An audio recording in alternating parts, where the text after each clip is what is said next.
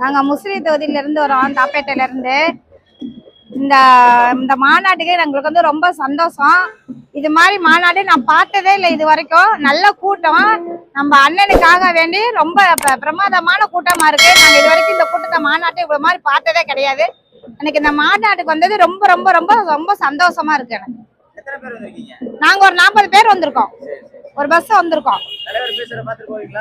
பார்த்துட்டு தான் போவோம், அவரை பார்த்துட்டு தான் போவோம். அவரை பார்க்க அதுக்காக தானே வந்திருக்கோம். நல்ல கூட்டம், சரியான கூட்டமா இருந்துச்சு.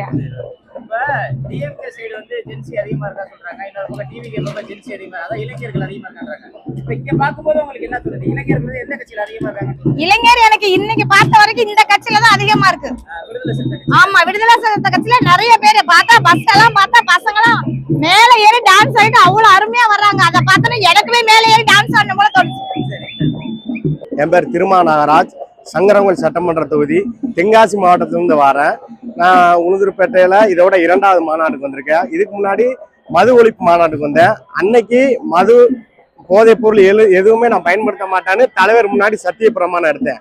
அதுக்கு ஏற்றபடி நான் இப்போ வரைக்கும் வாழ்ந்துக்கிட்டு இருக்கேன். அடுத்து இந்த மாநாடு தமிழ் தேசியம் அப்படின்னா என்னன்னு தமிழ்நாட்டுக்கே வகுப்பெடுக்கத்தான் எழுச்சி தமிழர் தன் வாழ்க்கையை மக்களுக்காக தியாகம் செய்த தியாக தலைவர் தொல்காப்பியன் திருமாவளவன் அவர்கள் தமிழ் தேசியம்னா என்ன, தமிழ் மாநிலத்தோட உரிமைகள் என்ன, அவங்கள வந்து மத்திய அரசுக்கு அடிபணியாம தமிழ்நாடு அரசு தன்னோட செயல்பாடுகளை எவ்வாறு செயல்படுத்தணும் அப்படிங்கிறத எழுச்சி தமிழர் இன்னைக்கு விரிவா தமிழ்நாடு மக்களுக்கும் இல்ல தமிழக அரசாங்கத்துக்கும் சேர்த்து எடுத்துரைக்க போறாரு.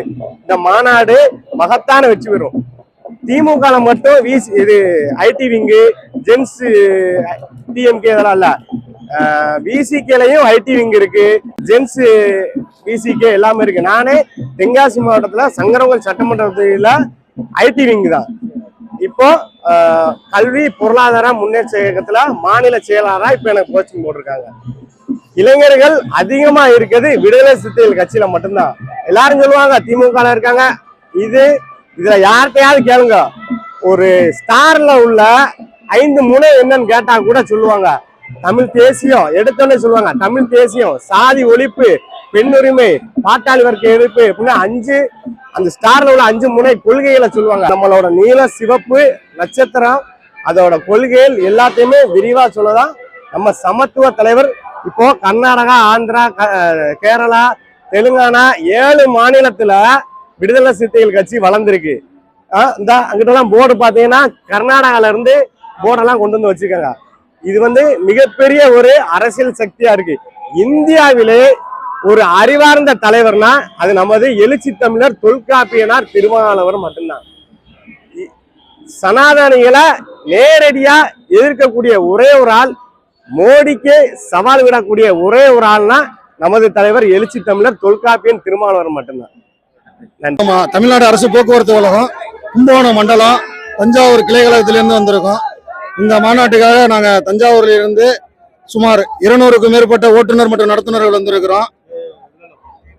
இந்த எழுச்சி மாநாட்டிற்கு அண்ணன் திருமாவளவனையும் அமைச்சர் திரு வன்னியரசு அவர்களையும் அனைவரையும் நாங்கள் மாநாட்டில் பார்த்தோம். மிகவும் மாநாடு சிறப்பாக இருக்கிறது.